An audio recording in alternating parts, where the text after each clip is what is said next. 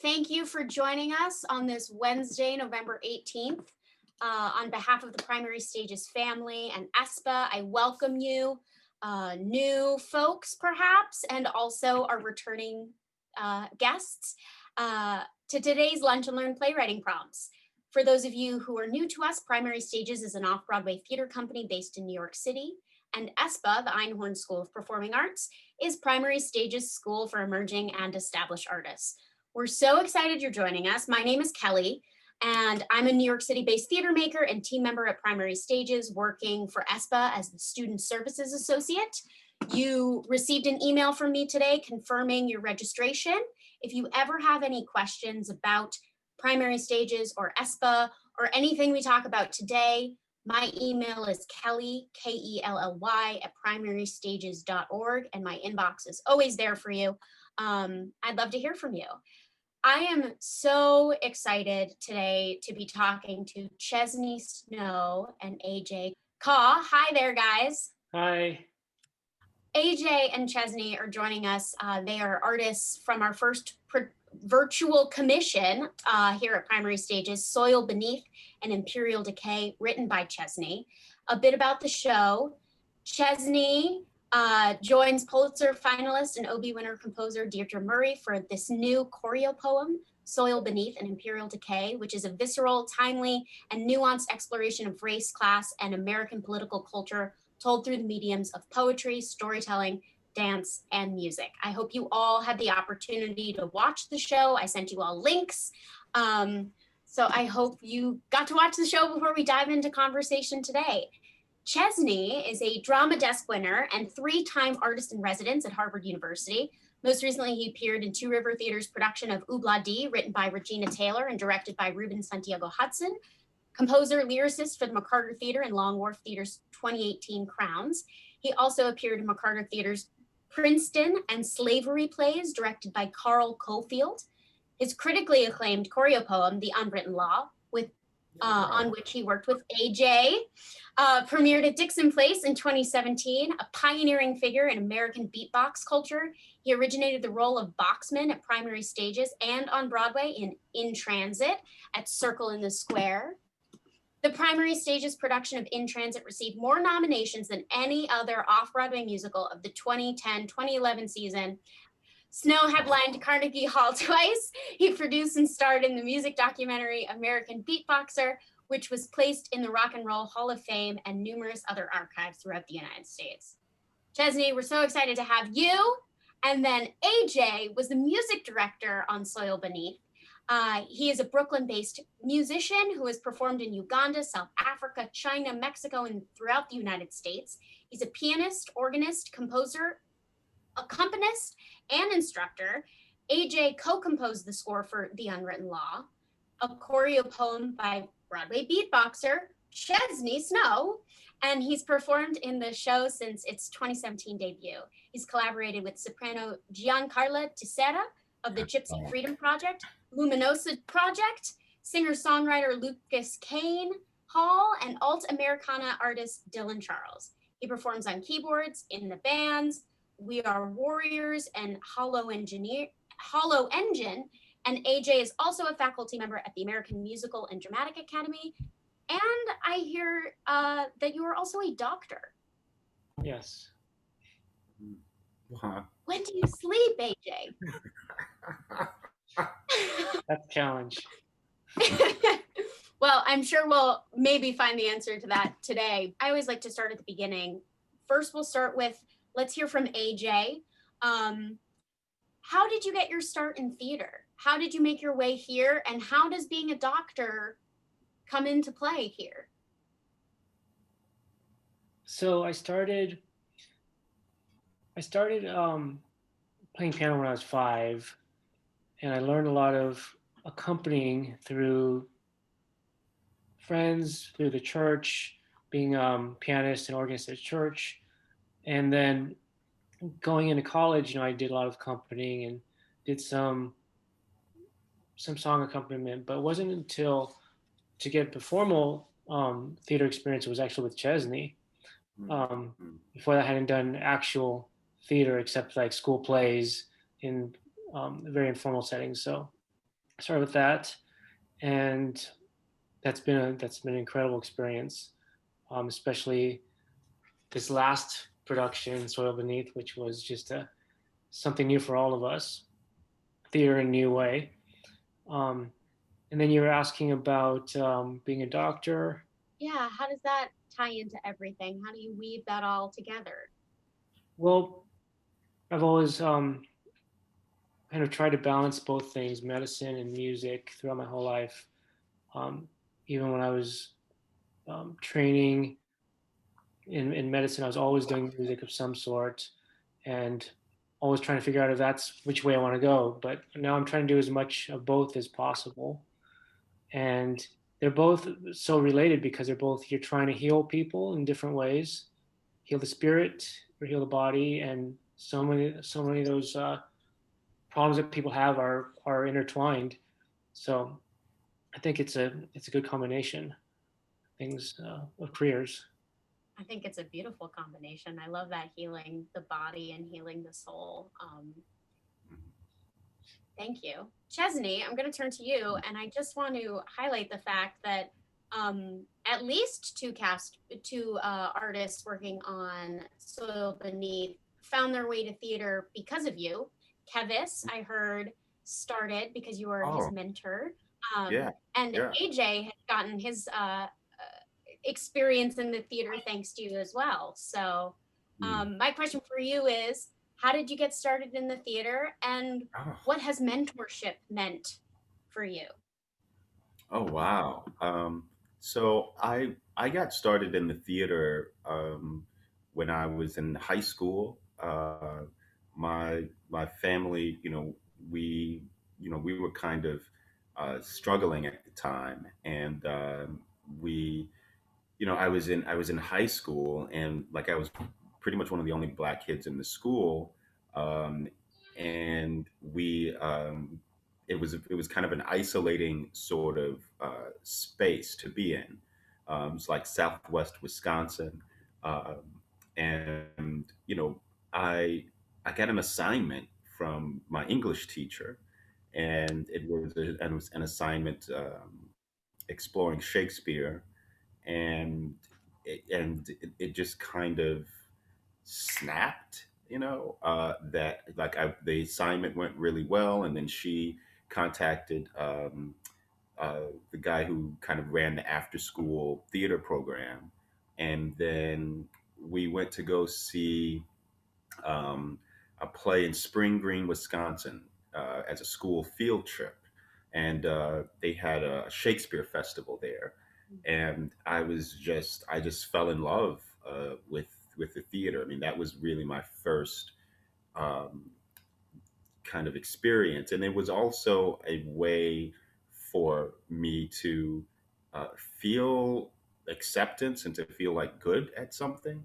Um, the and mentorship definitely um, influenced that. My high school theater instructor is a guy by the name of Mike Willis.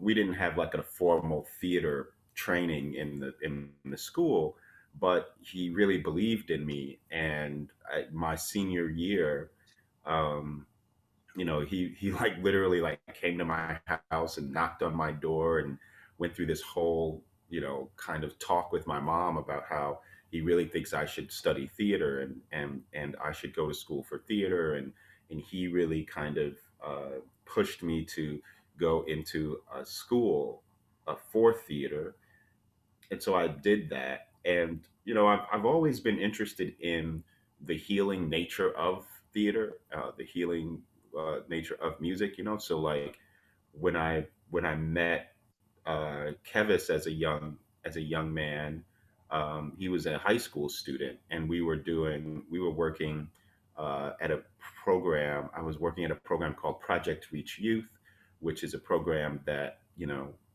uh, what we did was we would put together performances to teach young people about safe sexual behavior, and so we distribute condoms, and we'd kind of do these really socially relevant skits and performances, and I kind of that's how he kind of got brought into the fold of it. But it was I've always seen theater um, as a means of healing, and is one of the reasons why I really love what AJ does is because if you've ever really heard him play or if you've listened to the music, it's automatically healing. Just the way in unwritten law he was composing, uh, and the music is also very beautiful there too. But yeah, it's really important to me that artists have that quality. That like you have to be extremely brilliant, but you also have to have an understanding of the functionality of the of what the work is about. That it's not just about me, but it's definitely about how is this work healing other people, and that's really where I feel like my successes as an artist have come from. You know, if I have some successes with my work, it's usually because the work is trying to heal. Um,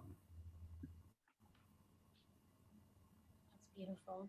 Oh, um, Thank again, you. I hope you all got to watch The Soil Beneath, because I think the choreo poem, and correct me if I'm wrong, Chesney, is trying to heal Oh, in absolutely.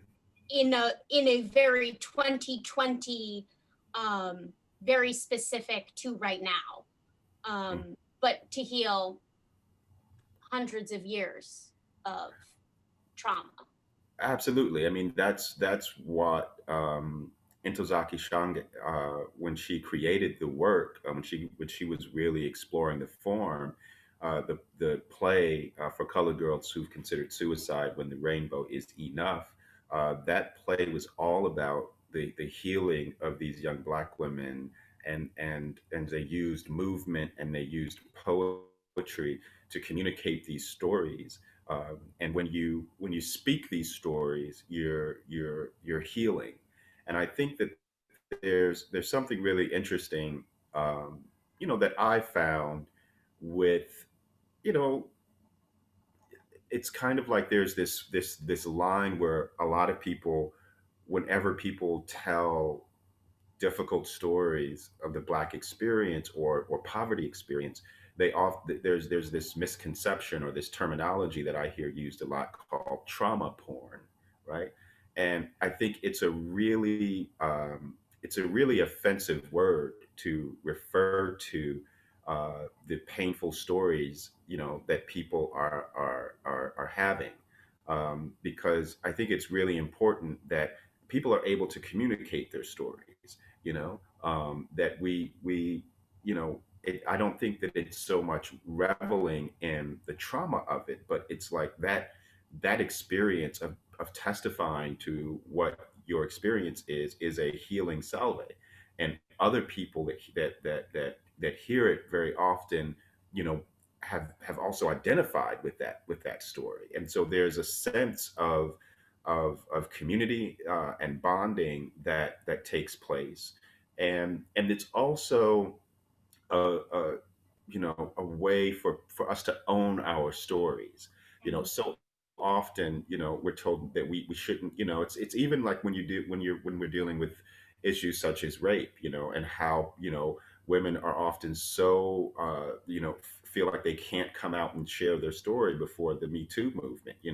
That's also a form of telling someone, well, that's trauma porn. Be quiet, keep it in the shadows, and that doesn't help us as a society. And so I think it's the responsibility of the artist to actually tell these stories, no matter how joyful they are or how painful they are. And what we tried to do with Soil Beneath, specifically, with working with Deidre and AJ, was there's so much. Of the rage and the pain, and it's really more about pain in Soil Beneath than anything, and that has to have a counterbalance, right? And so the music's function is the healing part, right? So that's why when you at the beginning, when you see Kevis go into his first monologue or his first poetry, it's, he's expressing this pain and this rage of losing so many members of his family to COVID, but the music behind underneath that is a love story, right?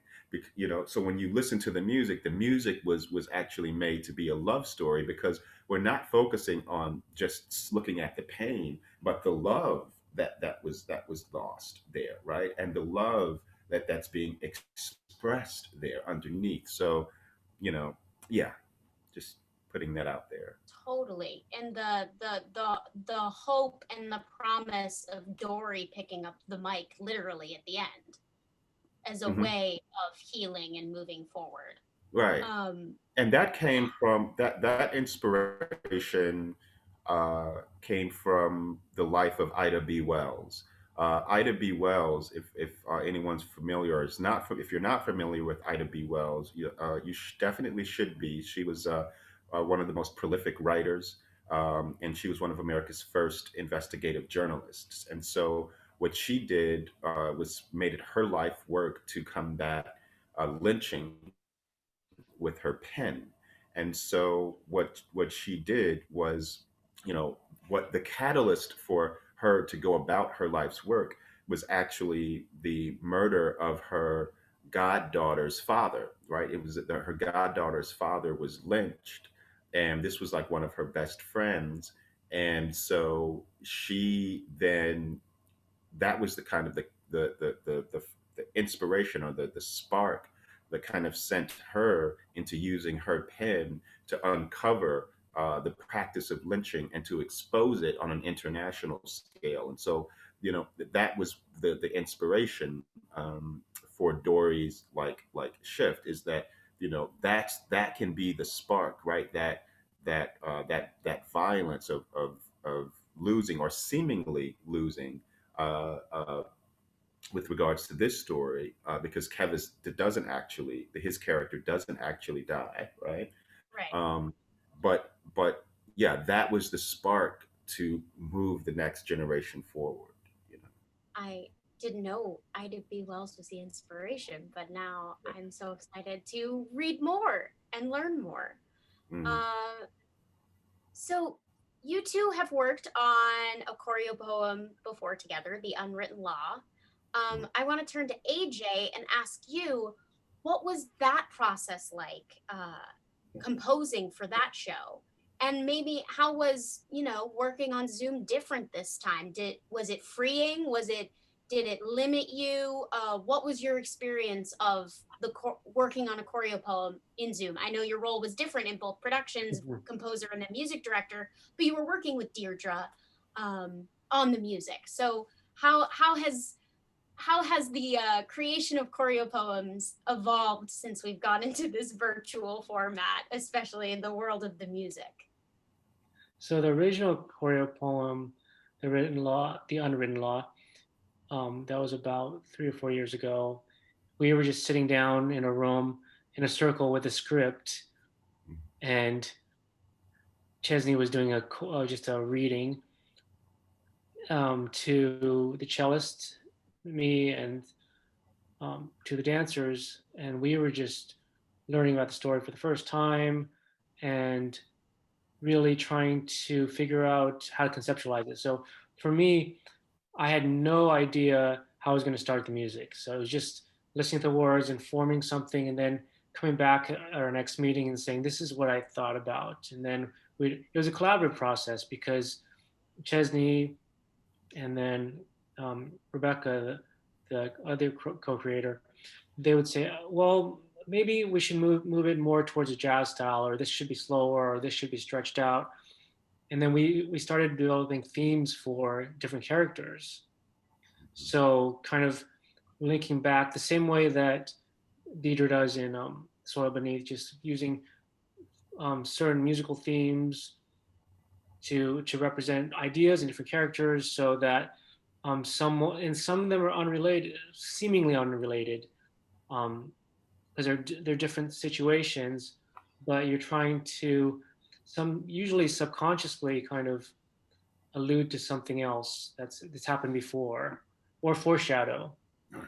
So that's a really it was a really great experience, just taking something from conception and then being on the stage and and performing it live with the dancers in Chesney. So with the present Soil Beneath, doing all of this in a shortened period of time, but also all virtually. I didn't see anybody in person Yeah. Yeah. this time, and some people I've known Dynamite and Chesney from before, so we have some understanding of each other. But I've never met the characters for Homerel and Dory, and so it was just. And then I've I had to take something from the page because Deidre is an amazing cellist and composer. She's not a pianist. So she was trying to convey these ideas to me both with sheet music, and we had a really long Zoom meeting, both sitting at the piano, trying to trade ideas back and forth, and her trying to convey how she wanted me to represent her, basically, because I'm supposed to be her Right. representative, conveying this original music, never been heard before. So that was a really, really incredible thing. So I think a lot of things can be done now, and starting in 2021 when we hopefully go back to live Broadway, live theater. I think we can keep some of these things. Like some of the best things that we've done is some of these collaborations can continue, especially the communications on Zoom. I think that's been a really good thing, and these talkback sessions. A lot of things can be done, but in I think for the most part, it's been we've missed being with each other. So we'll use these tools like these technology to keep on helping, especially the long distance and some of the rehearsals we can probably do on Zoom. But I think what this year's teaching us is how much we really miss the in-person interactions and how this is for society. This is a huge loss, and we're all going to appreciate it so much more going forward. We're never going to in our lives. We're not going to ever take for granted this ability for live theater. Totally. And the image of you all sitting in a circle working on the unwritten law, like just that image, sitting in a rehearsal room, Yeah, hearing the piece from Chesney, then coming back maybe a week later, a couple of days later with here are my ideas, like, oh, mm, Yeah, and I think that's also how, with the unwritten law, one of the fortunate things that I was able to do was to speak to people who were a part of the original for Colored Girls, who were part of the original, off Broadway productions and the original Broadway productions, and one of the original choreographers, Diane McIntyre. And the and even Deidre, there were a lot of choreo poems that were created in that time that weren't necessarily getting to the off Broadway or Broadway stage, and that's how they were being created. I mean, they were literally created, just the way that AJ was describing it, right?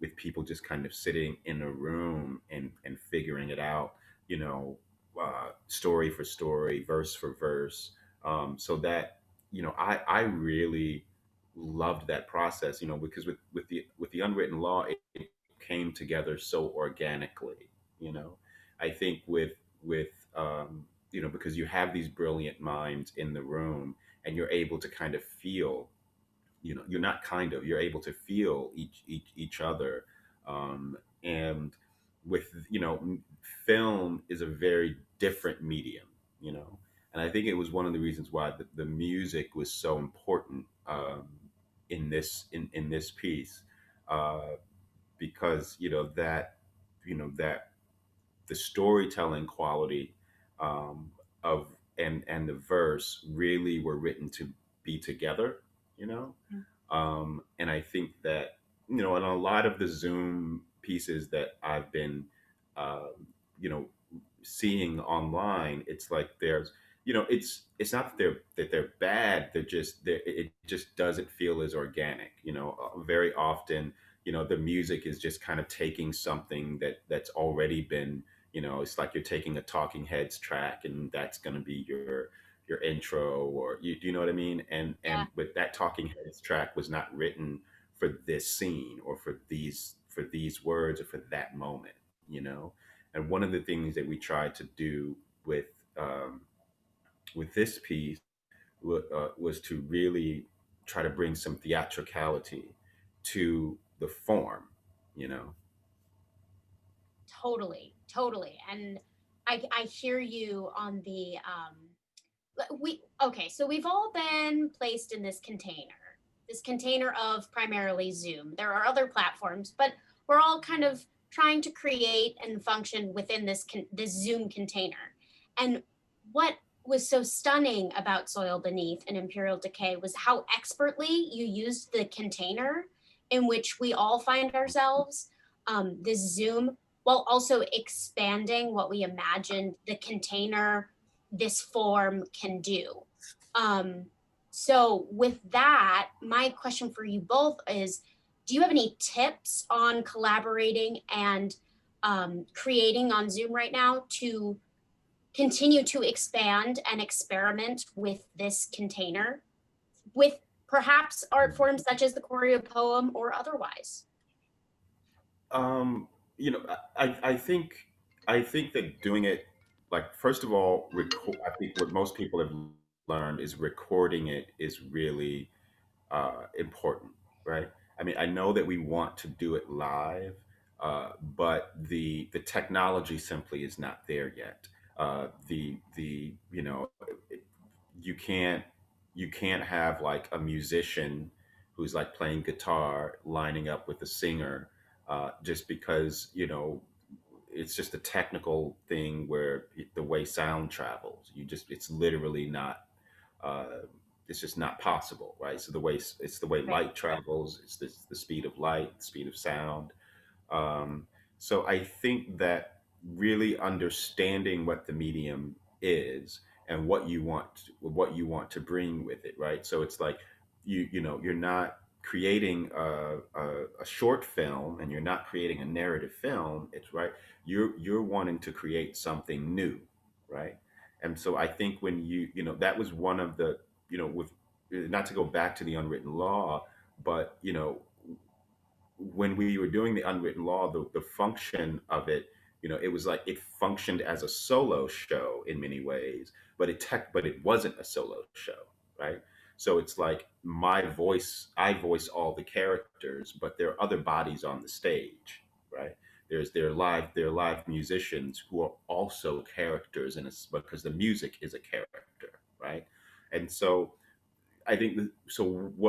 That's what we were trying to do. We were trying to really understand, like, okay, so how do we make the screen become something other than a two-dimensional space, right? And I think the way that we wanted to do that is to think about how do bodies move in space, right? That's one of the reasons why I love the choreo poem, because there's something sacred about watching bodies move, whether you're thinking about, how physical theater can be, or, the way that a mime communicates, or the way a clown communicates, and I think modern dance has really been at the forefront of the exploration of the body in human storytelling, whether you're dealing with, you know, love or beauty or rage, or like they are really the masters, I think, at this point of communicating stories with the body, Mm. and doing it in such a way that captures you, and that it's telling you, there's more than one thing happening, in terms of the messages that are being communicated, right? And so the level of depth that you're able to see and experience when you're looking at bodies moving, um, is just deeper, right? Than if I just speak and tell you the story, right? Because actors are great, right? Like the actors in Soil Beneath are incredibly, strong, solid, beautiful actors who are well committed to their craft, and But they also need that support because the we have to remember that the mind, the eye, is trained to see that screen moving every 8 seconds. Every 8 seconds, there's a different shot, right? That's the way TV is trained. It has trained us to see it, right? And so one of the things when I went into this, I said, if we're going to be um, just having actors in that space, you need those other elements. You need music, right? You need music that's actually going to help you drive it, right? And to tap into the emotional timbre of the text, right? And you need to have those bodies that are actually moving so that your mind can move, right? You move the body, you move the mind, it was always said, right? So yeah, that's some of it. And I think if there would be advice, it would be one of the things I tried to do with Soil Beneath was to not be not to make it to not make it something that it's not, right? Mm. There's when you're in the theater, we come to the theater with that kind of suspension of disbelief, right, like, so if you see, these people are supposed to be at a bus stop, right? Well, in the theater, if that set is a bus stop, we can create a bus stop around it, and we can put lights on it, and we can create the magic of the theater. And even if we don't have all of that set and all those things, we can just have two chairs, and that can be a bus stop, and we believe it, right? I think in film, it's a little bit different, right? So I didn't want us to be somewhere that we weren't, right? And so I tried to write the piece so that we didn't have to do this suspension of disbelief very much, right? It was that, like, this is the story that's happening, and this is where we are, right? So I would say, if you're when you're thinking of creating in this space, what can you do to be where you are? Like, what kinds of stories can we tell, just here, knowing what those parameters are. Yeah.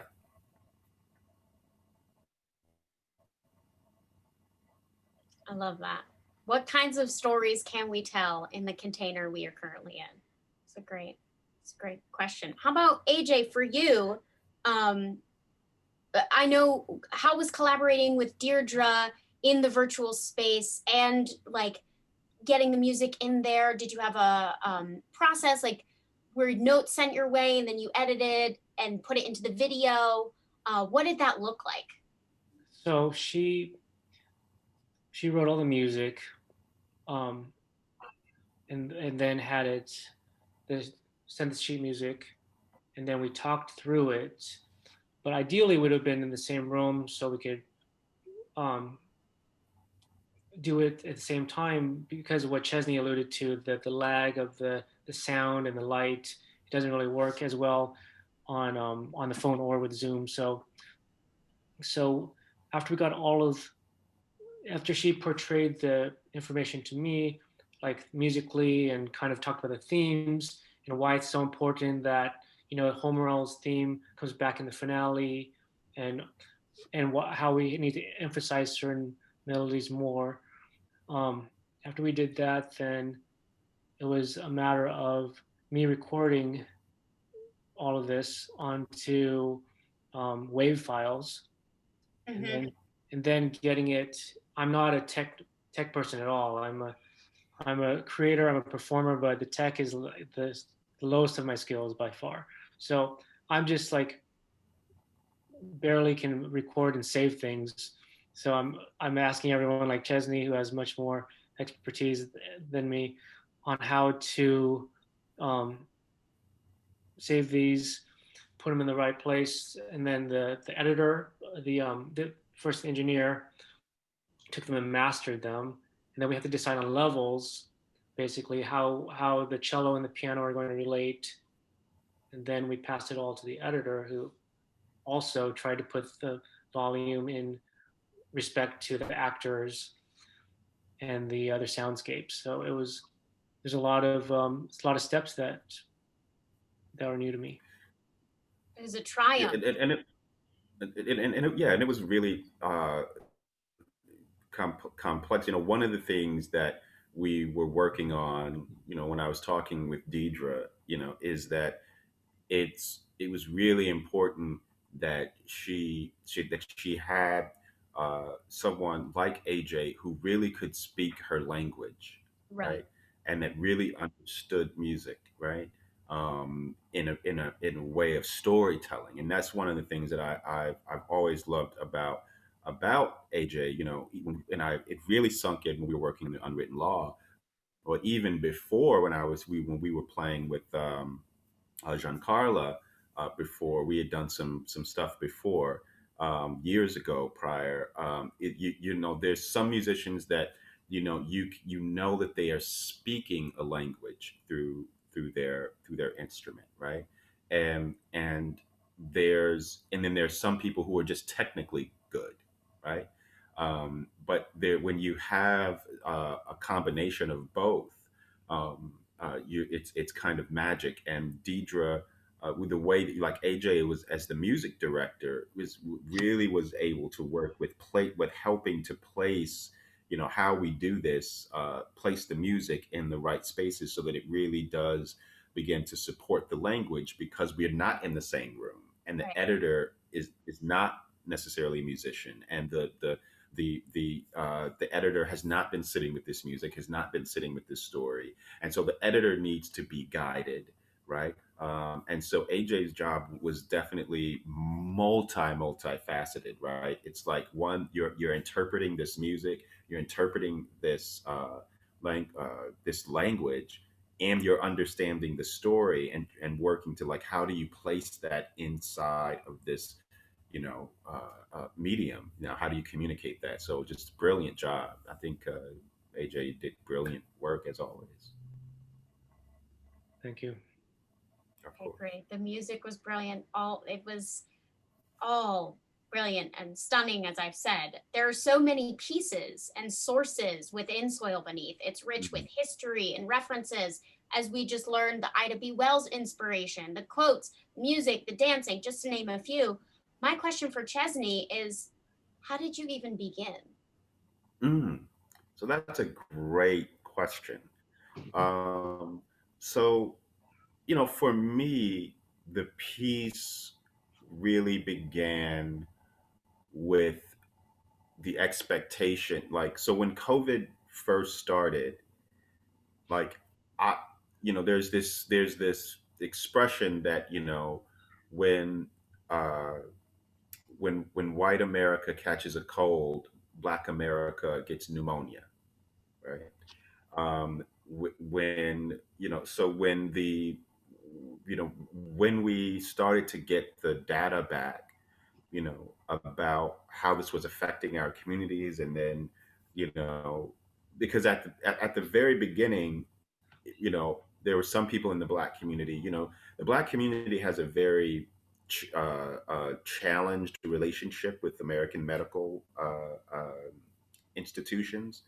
So a lot of the language that we were hearing on social media was like, Black people aren't getting this, and this is not a Black disease. I mean, like, literally, I was seeing this on, like, Instagram, and I was like, that's a nightmare scenario waiting to happen. And so when the data started to come in, that's really where the story began for me, because I was like, this is going to be really relevant. So you know, then there were members of my family that had died, and then I was listening to some of my other collaborating colleagues and friends, in the Black community, and they were having multiple people die in their families, and so I um, I really started then with kind of piecing together that I needed to write something. I needed to write.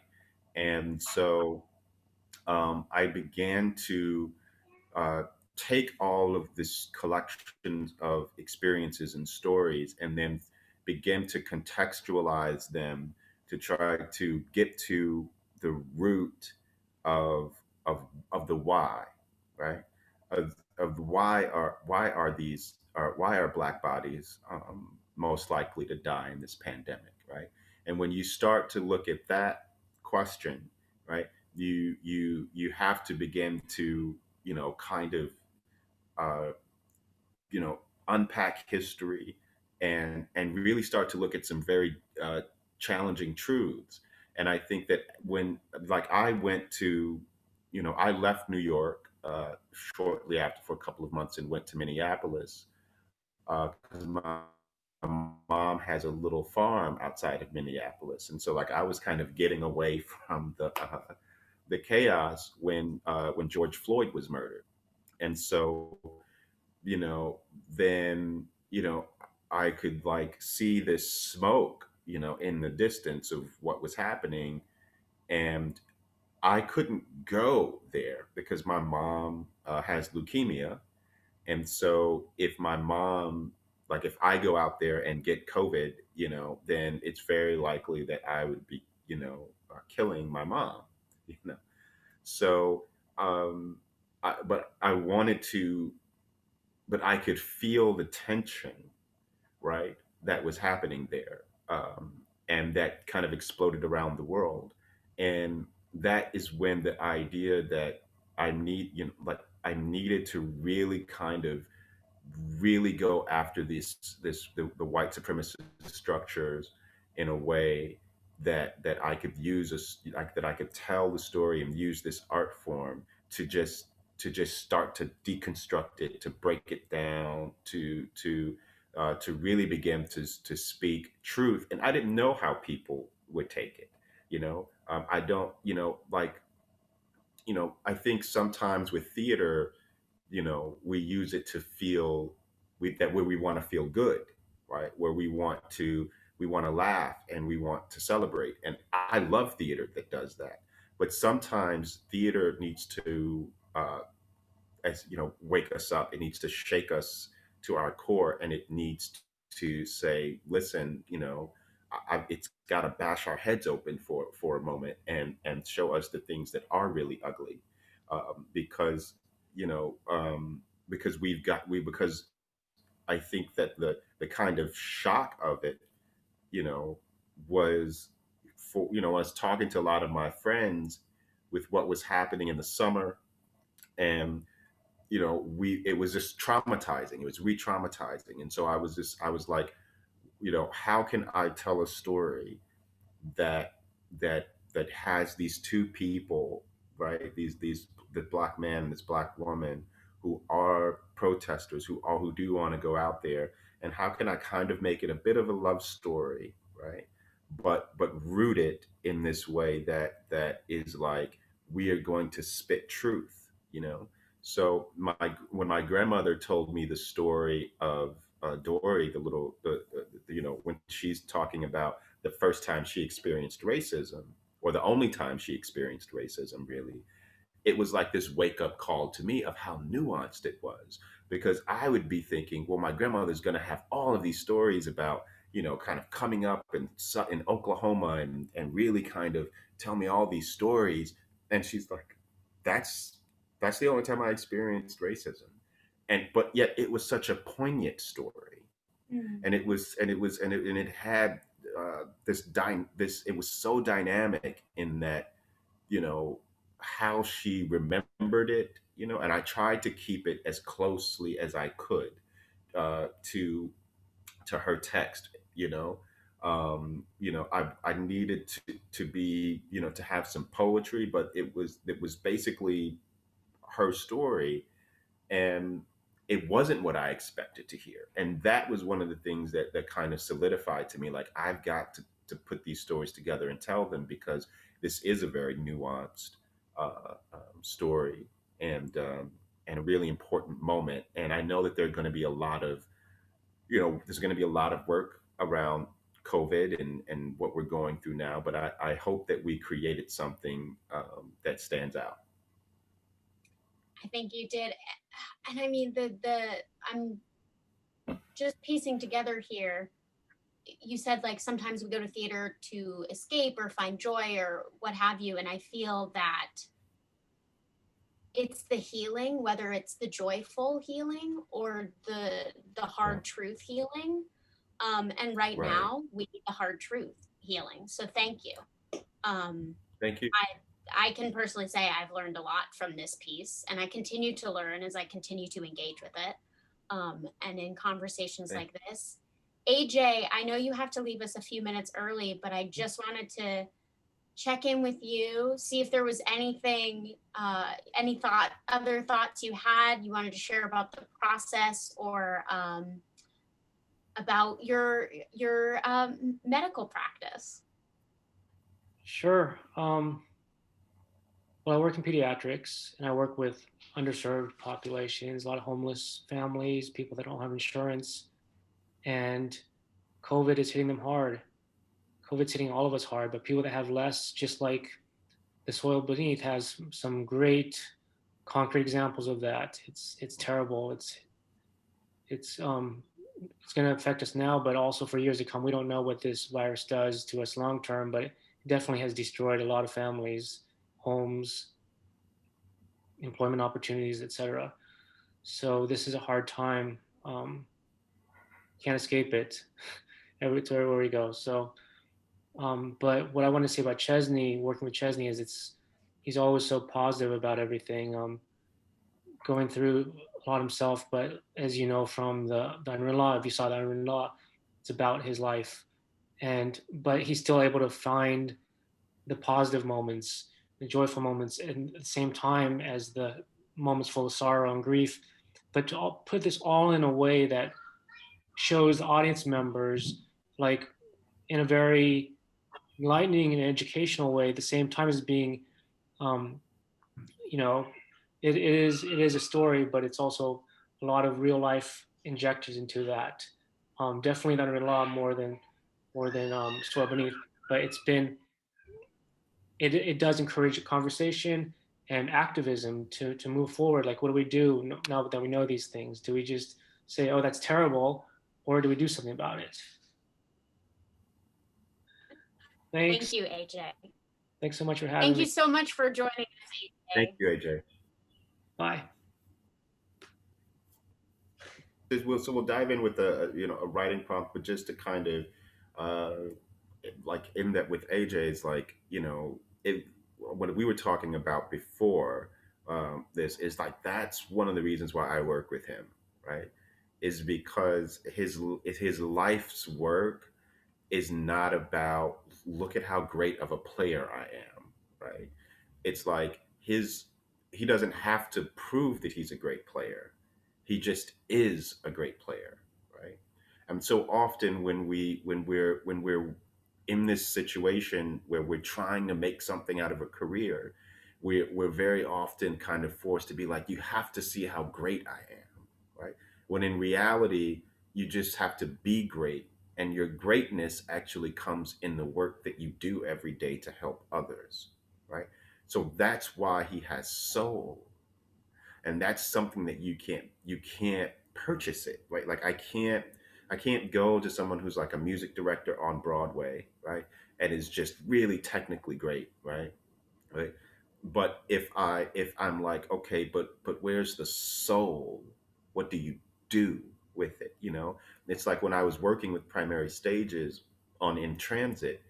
Part of the reason that was so great. I mean, obviously, it's great material and amazing writers, but when we were working on it, you know, it's like Mary Mitchell Campbell. If any of you know who she is, she's obviously a brilliant music director. But it's also you look at like what she does with her life, right? What she does with her life is about giving to people who don't have anything, right? Right.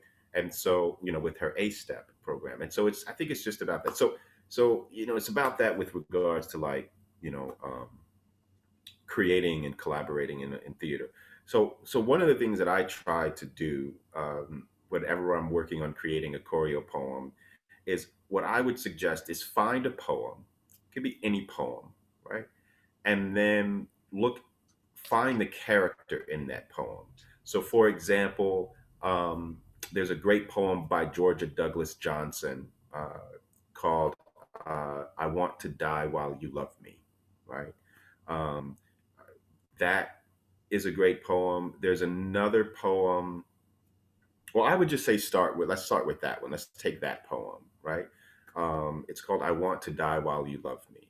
And so I would take that poem and I would find the scene of that poem, the character who is speaking those words, right?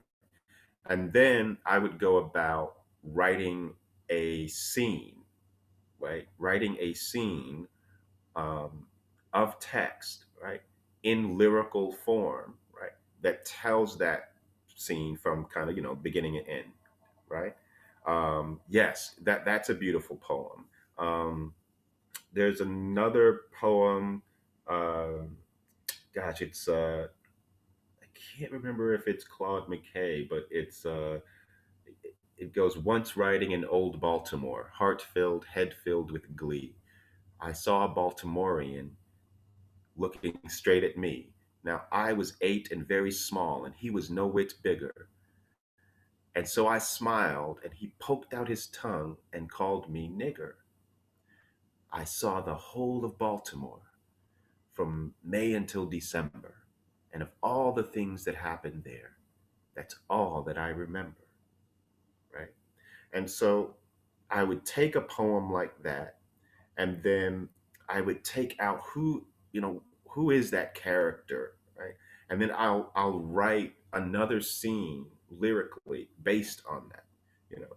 So with the unwritten law, to give you an example, because I know we're wrapping up, but you know, the unwritten law is a piece like on uh, my great grandfather's um, like their brother, like my great uncle, right, was lynched, right, and so when the lynching photograph was discovered, right, so that's one of the things in my research, like a journalist had found the photograph, right, of my uncle being lynched, right, and on the back of that photograph was said the photograph had become a postcard because back in those days the lynching photographs were turned into postcards, right, and so on this it says this is what happens when they break the unwritten law,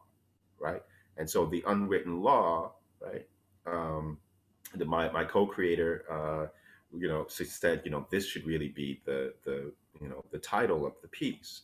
So what I then did is I went in and then I took my uncle's experience and the stories that had been told to me about what what happened, right? And so then I went about writing in lyrical form, right? The scene that my uncle had to face with the person that was lynching him, right? And so in a way it was almost a spiritual experience, right? Because as for me in that moment of writing, I had to go into like a space where it's almost like you're summoning this experience, right? And so you're trying to walk through, you know, um, I think I lost your sound, Chesney. Did anyone else oh, lose sound? did you lose me? No, just No? me. I did not lose it. Oh, okay. So so I so when I'm and by the way, my uncle at the time was 18 years old, and he was the eldest son, right? So he watched his father, and this is all in the play. So he watched his father, who was firing back, right, at the police and the Klan who had come to kill him, right? But I had to, in order to, I took the postcard. I started to dive into the unwritten law, what was written there, what that text was, and then I went through and I wrote the story, right? I put the story, and I had to kind of walk through his eyes, right? And then once I did that, then I was really able to go in and do it lyrically, right? There's the way that I approach things really does come from a lyrical place, meaning that like I write songs, I love to write songs, I've always loved to write poetry, and in those rhymes and cadences, I've always found those to be very sacred, just like vibrations are sacred, right? Mhm. So I would then go through and start to write the poetry, write the dialogue in poetry, right? So and that's how that was part of my process, of crafting these elements of the choreo poem that were a little bit different, right? Because in the original choreo poems, it was, like for example, in for colored girls, it's like Lady in Red, right? It's not like an actual name of a character, right? But in my choreo poems, they have very specific characters, right? Um, and so yeah, so that's the way I did it. So I would suggest grabbing a poem, um, finding the character of that poem, and then writing a scene based off that characters in that poem, and then writing that scene in verse, right? um, I think it's a great exercise, and it's worked for me.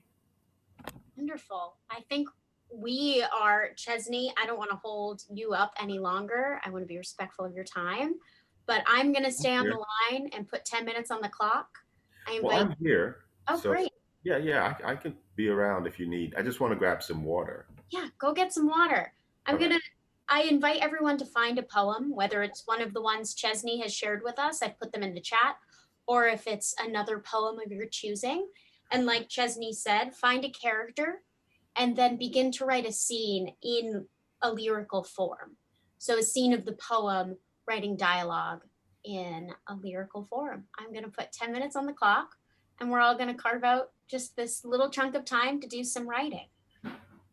Message me if you have any questions.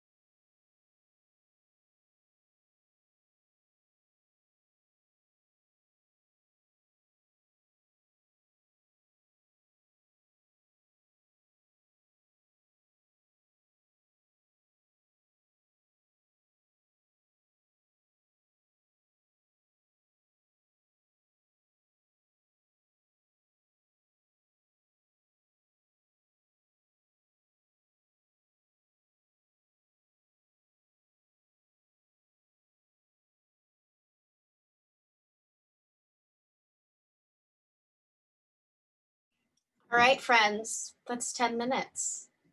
Thank you for joining us today. I'm going to send you off into the world to continue this work and writing some lyrical scenes, and also with a book recommendation. So Chesney talked about the history of lynching in this country and how their postcards were created. I recently read Cast by Isabel Wilkerson, and I highly recommend anyone in this space to read that book as well, because it's a real, true telling of America's history, especially of the Black experience in this country. So I highly recommend that book. Yeah, it's a wonderful, wonderful, wonderful book. I'm glad that you checked that out.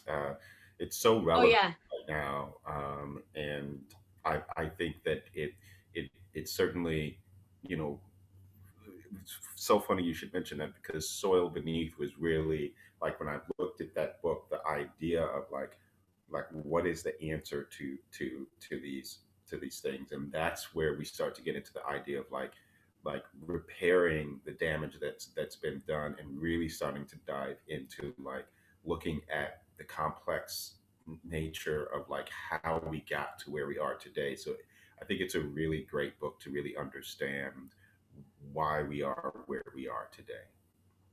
Totally. And in her epilogue, Isabel Wilkerson really does, you get all the hard truths, but she leaves you with like healing hope, um, which I think also Soil Beneath and Empirical Decay beautifully does. Thank you. Well, thank you for Thank you. joining us, Chesney. This Thank has you so been much, Kelly. a I had an gift. awesome time. Thank you. It's really been a pleasure.